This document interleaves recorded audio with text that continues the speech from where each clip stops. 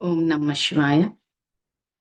శివ పరమాత్మను మనస్సు ద్వారా తలుచుకుందాము. నేను ఆత్మను, శాంతి స్వరూపాన్ని, శివ పరమాత్మ నా తండ్రి.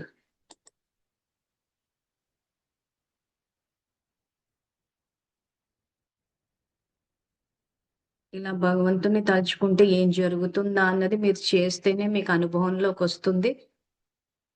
పెద్ద శ్రమతో కూడుకున్న పని కాదిది, సహజ మార్గము. సో కాబట్టి ఒక్కసారి కొంత సమయాన్ని కేటాయించండి. ఏమైనా పనులుంటే ఎక్కడివక్కడ పెట్టేసి, ఎలాగో సమయం 9 అవుతోంది 9 అయిపోయింది కాబట్టి కొంచెం క్రమశిక్షణ పెంచుకుని పని ఆ లోపల కంప్లీట్ అయ్యేటట్టు చూసుకోండి.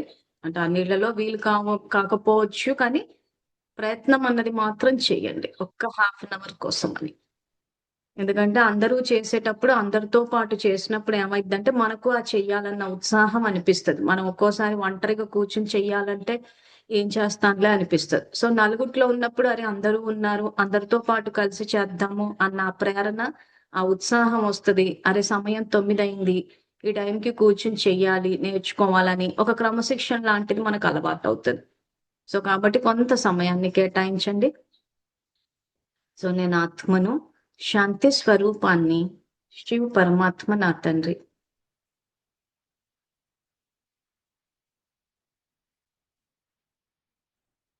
నేను ఆత్మను, ప్రేమ స్వరూపాన్ని, శివ పరమాత్మ నా తండ్రి.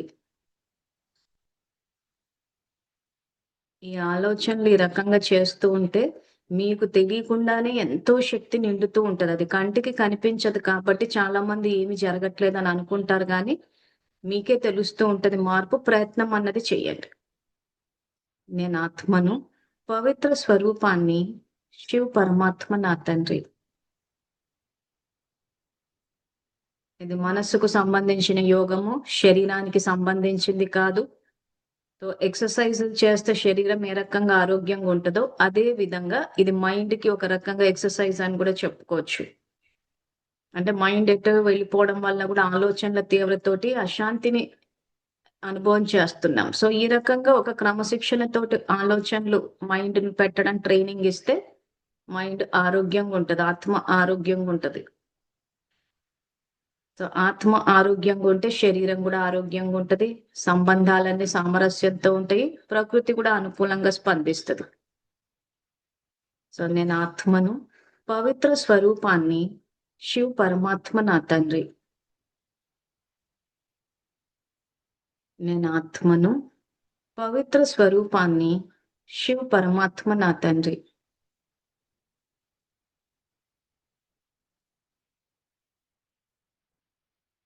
నేను ఆత్మను, జ్ఞాన స్వరూపాన్ని, శివ పరమాత్మ నా తండ్రి. నేను ఆత్మను, సుఖ స్వరూపాన్ని, శివ పరమాత్మ నా తండ్రి.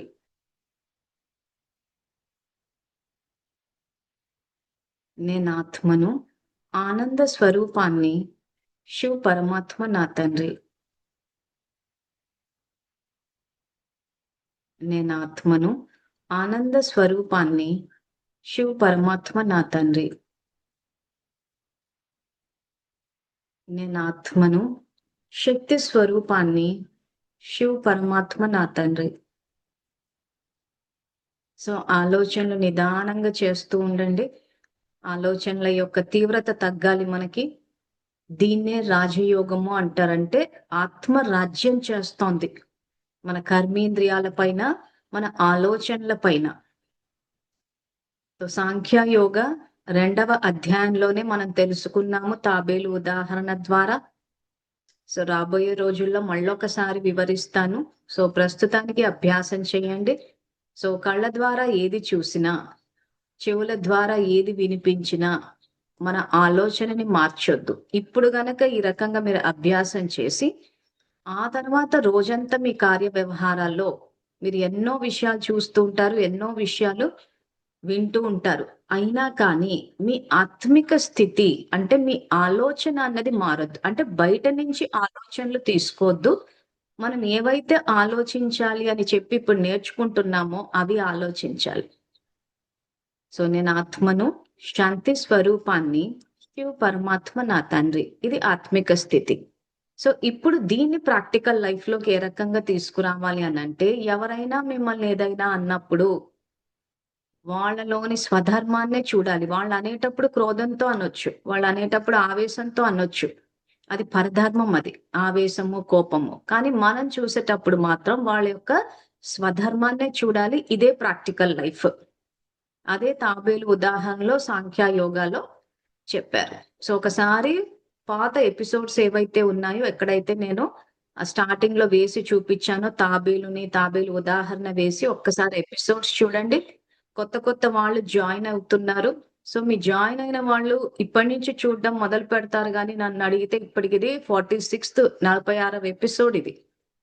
సో ఎపిసోడ్స్ అన్ని మిస్ అయ్యానని అనుకోవద్దు. అక్కడ యూట్యూబ్ లో ఆల్రెడీ రికార్డ్ చేసే పెట్టాము. సో మీరు ఏం చేయాలంటే శివ పరమాత్మ జ్ఞానమురళి అని చెప్పి యూట్యూబ్ లో టైప్ చేయాలి. చేసిన తర్వాత ఛానల్ వస్తుంది. ఆ ఛానల్లో ఫోటో మీద టైప్ చేస్తే మీకు మొత్తము హోమ్ వీడియోస్ ప్లేలిస్ట్ అని వస్తుంది. షార్ట్స్ ప్లేలిస్ట్ అని చెప్పేసి. సో మీరు వీడియోస్ మీద క్లిక్ చేస్తే మీకు మొత్తం ఇవన్నీ వచ్చేస్తాయి. లేదు ఆ రకంగా యూట్యూబ్ లోకి వెళ్ళడం రాదు అని అంటే, భగవద్గీత ప్రాక్టికల్ లైఫ్ అని చెప్పి వాట్సాప్ గ్రూప్ ఒకటి ఓపెన్ చేసాం. ఆ వాట్సాప్ గ్రూప్ లో జాయిన్ అయితే, ఆ వాట్సాప్ గ్రూప్ లో రోజు ఏ రోజుకి ఆ రోజు వీడియోస్ క్లాస్ అయిపోయిన తర్వాత రికార్డ్ చేసిన యూట్యూబ్ లింక్ అందులో పోస్ట్ చేస్తాం. అలా కూడా చూడొచ్చు. సో ఈ వాట్సాప్ గ్రూప్ లో మీరు జాయిన్ అవ్వాలి అని అంటే, ఆ యూట్యూబ్ కింద ఎక్కడైతే శివ పరమాత్మ జ్ఞాన మురళి అని చెప్పుకుంటుందో దాన్ని టచ్ చేయండి. టచ్ చేసినప్పుడు కింద వస్తుంది మీకు వాట్సాప్ గ్రూప్ లో జాయిన్ అవ్వడానికి లింక్ అని చెప్పేసి. ఆ లింక్ ని టచ్ చేయండి. ఆ లింక్ ని టచ్ చేసినప్పుడు మీకు జాయిన్ గ్రూప్ అని చెప్పేసి వస్తుంది. అది టచ్ చేశారంటే మీరు గ్రూప్ లోకి వచ్చేస్తారు. సో ఈ భగవద్గీతకు సంబంధించిన ఈ స్లైడ్స్ ఇప్పుడు మీకు ఏదైతే మేము స్క్రీన్ మీద వేసి చూపిస్తున్నామో ఆ స్లైడ్స్, ఆ తర్వాత వరదానాలు, ముఖ్యంగా కొత్తగా వచ్చేవాళ్ళు మనం సేవ అన్నది కూడా ఆల్రెడీ స్టార్ట్ చేసాము.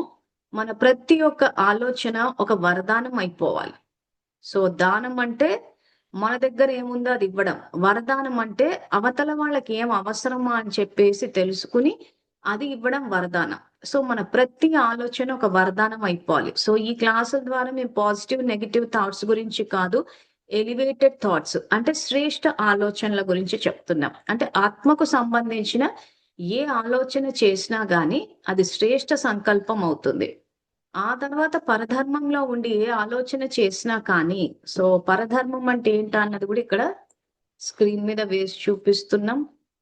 సో కామ క్రోధ లోభ మోహ మదమాత్సర్యాలు ఇది పరధర్మము. సో ఈ పరధర్మంలో ఉండి చేసే ఆలోచనలన్నీ వ్యర్థ సంకల్పాలు. ఇంకా మీకు అర్థమయ్యే భాషలో చెప్పాలి అంటే గడిచిపోయిన గతము, భవిష్యత్తు, పరచింతన. సో గడిచిపోయిన గతం గురించి, భవిష్యత్తు గురించి, వేరే వాళ్ళ గురించి ఆలోచించొద్దా అంటే, గడిచిపోయిన గతంలో సంఘటనలు ఏవైతే ఉంటాయో వాటి నుంచి పాఠాన్ని తీసుకుని, అనుభవాన్ని తీసుకుని, ఈ అనుభవాన్నే వివేకం అంటారు. సో ఆ అనుభవాన్ని ఆధారంగా తీసుకుని మనము కర్మలు ఆచరించాలి. సో భవిష్యత్తు గురించి ఆలోచించొద్దా అంటే, ఇక్కడ యాక్చువల్ గా మీ వర్తమానం ఆధారంగానే భవిష్యత్తు ఉంటుంది కాబట్టి వర్తమానం మీద ఫోకస్ చేయాలి. వర్తమానం మీ యొక్క కర్మల మీద మీరు ఫోకస్ చేస్తే, వర్తమానంలో మీ కర్మలు ఈ స్వధర్మం ఏదైతే ఉందో, ఈ శాంతి, ప్రేమ, పవిత్రత, జ్ఞానము, సుఖము, ఆనందము, శక్తి, వీటిని ఆధారంగా తీసుకుని మనస వాచ కర్మన మీరు కర్మలు ఆచరిస్తే మీ భవిష్యత్తు ఉజ్వలంగా ఉంటుంది. సో వర్తమానంలో స్వధర్మంలో లేకుండా భవిష్యత్తుని సరిదిద్దుతామంటే మాత్రము అది జరిగే పని కాదు. సో మన ఫోకస్ అంతా వర్తమానం మీద ఉండాలి. పరచింతన. సో పరచింతన అంటే వేరే వాళ్ళ గురించి ఏం ఆలోచించాలి అని అంటే వాళ్ళ స్వధర్మాన్ని చూడాలి. స్వధర్మాన్ని కాకుండా ఇంకా ఏవి చూడడానికి ఇక్కడ భగవంతుని యొక్క మహావాక్యాలు లేవు. సో సాంఖ్య యోగాల అర్జునుడి యొక్క విషాదానికి పరిష్కారం భగవానుడు అదే చెప్పారు. సో ఈ రోజు అవతల వాళ్ళు ఉన్న క్రోధాన్ని, ఆవేశాన్ని, లోభాన్ని, అహంకారాన్ని అన్నిటినీ చూసి వీళ్ళ కోపం ఎక్కువ, అహంకారం ఎక్కువ అన్న ఆలోచన చేసినప్పుడు ఆ ఆలోచన ద్వారా వాళ్ళలో ఉన్న తమో ప్రధానతని అబ్జార్బ్ చేస్తున్నాం, గ్రహిస్తున్నాం మనం. సో దాని వల్ల ఏమైపోయిందంటే ఆత్మంతా తమో ప్రధానంగా అయిపోతుంది. సో ఇప్పుడు ఏం చేయాలి? పరమాత్మ కనెక్ట్ అవ్వాలి. ఇది ప్రాక్టికల్ లైఫ్.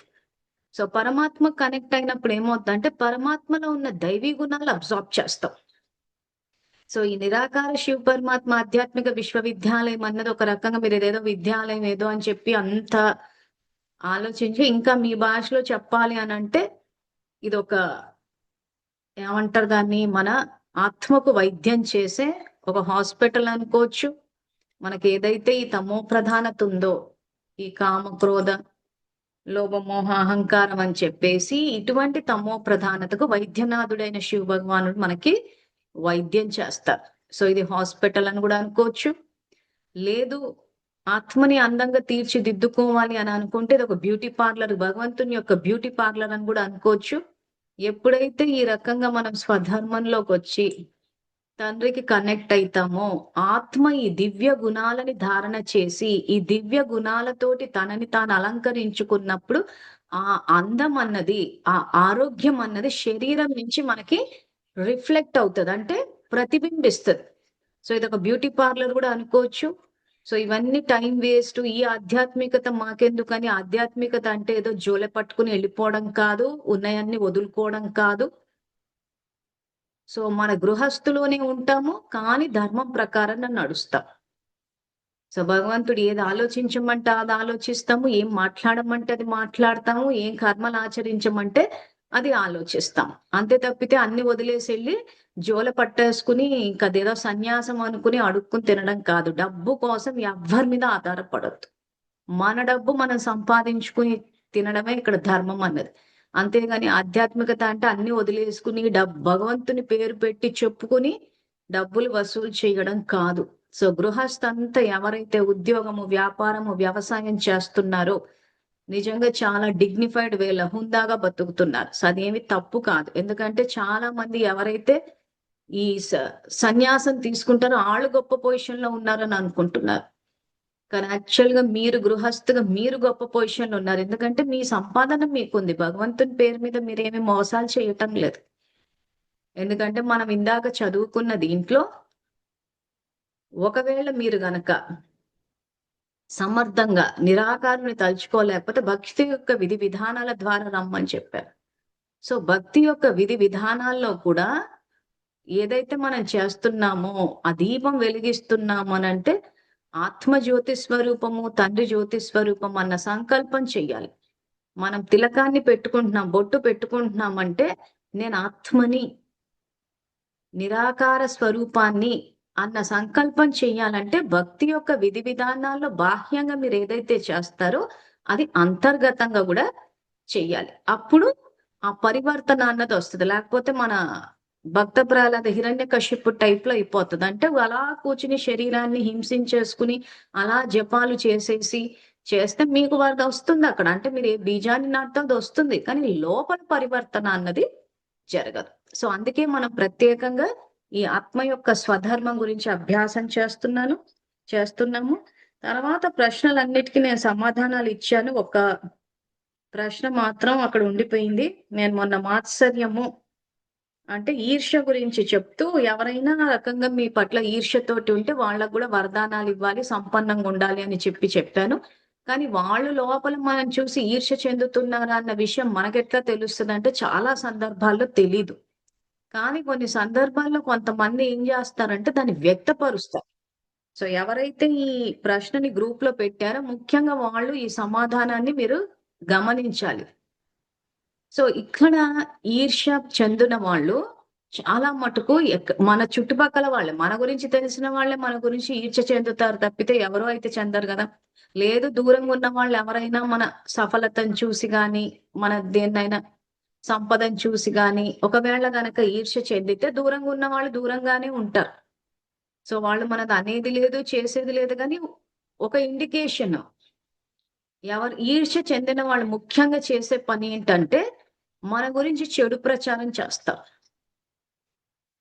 అసలు మనం వాళ్ళకి చేసిన నష్టమేం ఉండదు, కానీ వాళ్ళు మన గురించి ప్రచారాలు చేసేస్తూ ఉంటారు. అని మనం వాళ్ళని ఏమీ అనలేదు, వాళ్ళని ఏం చేయకపోయినా వాళ్ళు ఎందుకు ఆ రకంగా చేస్తున్నారన్న ప్రశ్న మనకు వస్తుంది.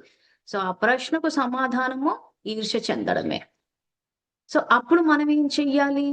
ఈ రకంగా మనం వెళ్ళి అక్కడ యుద్ధాలు చేసేది లేదు, పెట్టేది లేదు. వాళ్ళేదో ఈర్ష్య పంపిస్తే మనం ఏదో నాశనం అయిపోతాం అని చెప్పేసి మనం అనుకోవడం కాదు. సో మనం ఆ సమయంలో తగ్గి అంటే అమ్మ వీళ్ళు ఏదో చేసేస్తున్నారని మనం ఆవేశానికి లోనవ్వకుండా మనం అక్కడ తగ్గి ఆ రోజు నేను నేర్పించినట్టు వాళ్ళు సంపన్నంగా ఉండాలి, వాళ్ళు సంతోషంగా ఉండాలి అని ఏవైతే ఆ రోజు నేను క్లాస్‌లో సంకల్పాలు మొన్నటి క్లాస్‌లో ఆ సంకల్పాలు చెయ్యాలి. వాళ్ళకి ఆ శక్తినివ్వాలి. వాళ్ళ యొక్క ఆత్మిక స్వరూపాన్ని చూడాలి. సో, ఇదే ఇప్పుడు నేను చెప్పింది థియరీ మీకు సంకల్పాలు నేర్పించాను. సో, ఇదే విషయాన్ని సామాన్య జనులకు అర్థం రావడానికి రామాయణం రాసేటప్పుడు సుందరాకాండలో ఆంజనేయ స్వామి ఆ సముద్రాన్ని లంఘించి సీత దగ్గరికి వెళ్ళేటప్పుడు ఆ సముద్రాన్ని దాటి వెళ్ళేటప్పుడు ఎన్నో విఘ్నాలు వస్తుంటాయి, ఎన్నో అవాంతరాలు వస్తుంటాయి. అందులో ఒకటి ఏంటంటే ఒక రాక్షసి వచ్చి నిలబడుతుంది ముందులా. ఒక రాక్షసి వచ్చి సుర అని చెప్పి ఒక పెద్ద రాక్షసి ఇట్లా నోరు పెద్దగా తెరుచుకుని ఉంటది. సో ఆ రాక్షసి దేనికి చిహ్నం అంటే ఈ యొక్క ఈర్ష్య అసూయలకి. అసుర చెప్పి ఏదో పేరుంటుంది ఆ రాక్షసిది. సో ఆ రాక్షసి ఏమంటుందంటే నువ్వు ఈ సముద్రాన్ని లంఘించి లంకకు వెళ్ళాలి అని అంటే నువ్వు నన్ను నా నోట్లోకి వెళ్ళాలి అని చెప్పేసి అంటది. సో అప్పుడు ఆంజనేయ స్వామి ఏం చేస్తాడు, తన యొక్క రూపాన్ని చిన్నగా చేసేస్తాడు. సుందరాకాండ చదివిన వాళ్ళకి గాని ఫోటోలు గాని చూసిన వాళ్ళకి ఈ విషయం తెలుస్తుంది. చాలా చిన్నగా సూక్ష్మంగా అయిపోయి ఆ రాక్షసి నోట్లోకి వెళ్ళిపోయి బయటకు వచ్చేస్తాడు. అప్పుడు ఆ రాక్షసి దారిస్తాడు. సో ఆ రాక్షసి ఏదైతుందో అది యాక్చువల్ గా ఈర్ష్య అసూయలకే ప్రతిరూపం. వాల్మీకి మహర్షి రామాయణ మహాకావ్యాన్ని రాసేటప్పుడు ఈ జీవితంలో మనం ఏదైతే ఈరోజు ఆ లంకలో సీతని అంటే మనం ఈ రోజు సేవలు చేయడానికి వెళ్ళినప్పుడు గాని ఏదైనా మనకి సమస్యలు వచ్చినప్పుడు అంటే ఈ సంసారం అన్న సాగరాన్ని ఈదేటప్పుడు అంటే లంకలోకి చేరాలన్నప్పుడు ఈ రకమైన అవాంతరాలు వస్తాయి. సో లంక అంటే ఏంటి, మన మనసు అనే లంకలో, మన మనసు అనే లంకలోకి మనం వెళ్ళి చూసుకోవాలి అని అంటే మనలో ఈర్ష్య ఉందా అని అంటే మనల్ని మనం సూక్ష్మంగా చూసుకుంటే తెలుస్తుంది. పోనీ ఇతరుల ఈర్ష్య మనకు తగులుతోందా అని అంటే కూడా మనల్ని మనం సూక్ష్మంగా చేసుకోవడం. ఆంజనేయ స్వామి చిన్నగా అయిపోయాడు సూక్ష్మంగా అంటే దాని అర్థం ఏంటి, ఆత్మిక స్థితిలోకి వచ్చాడు. ఆత్మ చిన్న రూపం అది. సో ఆత్మిక స్థితిలోకి వచ్చినప్పుడు ఎటువంటి రాక్షసులైనా జయించవచ్చు. అంటే ఆత్మిక రాక్షసులు అంటే ఈరోజు ఎంతో మంది ఈర్ష్యతో రగిలిపోతున్నారు. సో ముందు మనలో ఉందా లేదా చూసుకోని అవతలోళ్ళే మనల్ని చూసి ఈర్ష్య చెందడం కాదు, మనం ఇంకేమైనా చూసి ఈర్ష్య చెందుతున్నామా అది చూసుకోవాలి. సో మన మనసు అనే లంకలో ఈర్ష్యతోటి ఉన్న రాక్షసులు ఉన్నారా లేదా అని ముందు మనం చూసుకోవాలి. అది చూసుకోవాలంటే ఆంజనేయ స్వామి చిన్నగా అయిపోయినట్టు చూపించారంటే చిన్నగా అంటే ఏంటి, ఇక్కడ ఆత్మిక స్థితిలోకి వచ్చాడని అర్థం. సో ఆత్మిక స్థితిలోకి రావాలంటే ఏం చేయాలి, నేను ఆత్మని శాంతి స్వరూపాన్ని శివ పరమాత్మ నా తండ్రి. సో ఈర్ష్యాన తమో ప్రధానతని అధిగమించాలంటే మనం చేయాల్సిన సంకల్పము నేను సంపూర్ణ స్వరూపాన్ని. సంపన్నంగా ఉండడం అంటే దైవీ గుణాలతో సంపన్నంగా ఉండడం. సంపూర్ణ స్వరూపం అంటే బలహీనతల్ని అధిగమించడం. సో అది అధిగమించి ఆత్మిక స్థితిలో ఉండి మనస వాచ కర్మన సేవలు చేసినప్పుడు మనం కోరుకునే ఆ సంపద, అష్టైశ్వర్యాలు, ఆ ప్రాప్తులు అవి వాటంతట అవే సహజంగా వస్తాయి. ఇంకొకరిని చూసి మనం ఈర్ష్య చెందాల్సిన అవసరమే లేదు. ఆత్మిక స్థితిలో ఉన్నప్పుడు ఎవరైనా మనల్ని చూసి ఈర్ష్య చెందినా అవి మనకి ఆ తరంగాలు టచ్ అవ్వవు. సో ఎవరు మనని ఈర్ష్య చూసి చెందుతున్నారా అని చెప్పేసి మనము ఆలోచించాల్సిన అవసరం లేదు. ఇప్పుడు ఈ ప్రశ్న ఎవరు అడిగారో వాళ్ళు అదే అంటున్నారు, మనకెట్లా తెలుస్తుంది అని. వాళ్ళు మన గురించి చెడు ప్రచారాలు చేసి మనకి హింసించాలి అని అనుకున్నప్పుడే రకరకాలుగా అంటే మనకు తెలుస్తది. అంటే వీళ్ళు ఎందుకు మనం ఏం అనకపోయినా ఈ రకంగా మనకి హాని చేస్తున్నారా అని చెప్పేసి. సో అప్పుడు మనకు తెలుస్తది. సో అలా తెలిసినప్పుడు వాళ్ళకి మనము ఆ రకంగా శక్తినివ్వచ్చు. లేదు అనుకుంటే మనకు తెలియని సందర్భాల్లో మనకి మనము యోగ రూపీ కవచం అంటే ఎప్పుడైతే నేను ఆత్మని శాంతి స్వరూపాన్ని శివ పరమాత్మ నా తండ్రి అని చెప్పేసి తండ్రికి కనెక్ట్ అయి ఉంటామో ఇది యోగ స్థితి. ఈ యోగ స్థితిలో ఎటువంటి చెడు తరంగాలు కూడా మనకొచ్చి టచ్ అవ్వవు. సో ఇది గ్రూప్ లో వేసిన ప్రశ్నకు సమాధానము. తర్వాత మనము ఏదైతే భగవద్గీత శ్లోకాలు చెప్తున్నామో శరీరానికి సంబంధించి సో మళ్ళీ స్క్రీన్ మీద వేసి చూపిస్తున్నాము. సో ఇది 17వ అధ్యాయం శ్రద్ధాతయ విభాగ యోగము. శాస్త్ర విరుద్ధంగా ఘోర తపస్సులు చేస్తూ అవివేకంతో తమ శరీరంలోని పంచభూతాలనే కాకుండా అంతరాత్మగా ఉన్న నన్ను కూడా పీడించే ఆడంబరులు, అహంకారులు, కామబల గర్వితులు, అసుర స్వభావం కలిగిన వాళ్ళని తెలుసుకో. సో దీనికి సంబంధించి ఈ పూజలు, వ్రతాలు చేసేటప్పుడు ఉపవాస వ్రతం గురించి చెప్పాం మేము. ఆ తర్వాత భక్త ప్రహ్లాద సినిమా క్లిప్పింగ్ వేసి హిరణ్యకశిపుని వేసి చూపించాము. సో ఈ రకంగా శరీరం అన్నది మనకు భగవంతుడు ఇచ్చిన గిఫ్ట్ అది. సో దానిని ఆ రకంగా హింసించడం అన్నది అసురీ స్వభావం అన్నది భగవంతుని యొక్క అభిప్రాయం. సో మనం అందుకే మేము భక్తులకు అదే చెప్తున్నాం, చెక్ చేసుకోండి. మీరు ఎంతో కష్టపడిపోతున్నాం, ఎన్నో పూజలు చేసాం, ఎంతో ఉపవాసాలు ఇచ్చేసాం, నీళ్లు కూడా తాగలేదని మిమ్మల్ని మీరు హింసించుకుని భగవంతుడు అనుగ్రహించాలంటే మాత్రం ఆయన తన అభిప్రాయాన్ని స్పష్టంగా చెప్పాడు, అది అసురీ స్వభావం. సో ఈ రోజు మనము మెలిగేటప్పుడు, కార్య వ్యవహారాలు చేసేటప్పుడు దైవీ స్వభావంతో మెలగాలి. సో ఇక్కడ సనాతన ధర్మం మానవత్వం గురించి చెప్పటం లేదు, దైవత్వం గురించి చెప్తోంది. సో ఇక్కడ భగవద్గీత మనని మానవుల్లాగా ప్రవర్తించమనట్లేదు, దేవతల్లాగా, అంటే దైవీ గుణాలతోటి. సో ఈ రోజు శరీరం భగవంతుడిచ్చిన గిఫ్ట్, ఇది సేవ కోసం ఇచ్చిన భగవంతుడిచ్చిన గిఫ్ట్ అని చెప్పి దాని పట్ల అది గౌరవం పెట్టుకుని దాన్ని ఒక దేవాలయం కింద చూసుకోవాలి. సో అందుకే మీకేం చెప్పాను, దేవాలయంలో శవాలు వేయడానికి లేదు. అదే విధంగా దాన్ని అలా శరీరాన్ని పెట్టేసి అది ఎందుకు పనికి రాకుండా కూడా చెయ్యొద్దు. చాలా మంది అలా కూర్చుండిపోయి, అంటే ఉద్యోగాలు చేస్తున్నప్పుడు పొద్దునెళ్ళి రాత్రి వచ్చినప్పుడు ఇంకా పొద్దంతా కూర్చునే ఉంటారు. సో ఇప్పుడున్న జీవన విధానము చాలా మటుకు కూర్చునే విధానంగానే ఉంది. దానివల్ల ఎన్నో శారీరక రోగాలని చెప్పుకోవచ్చు. ఎందుకంటే పొద్దంతా ఏసీలో కూర్చొని ఉంటున్నాం కాబట్టి ఆ సూర్యరశ్మి తగలదు.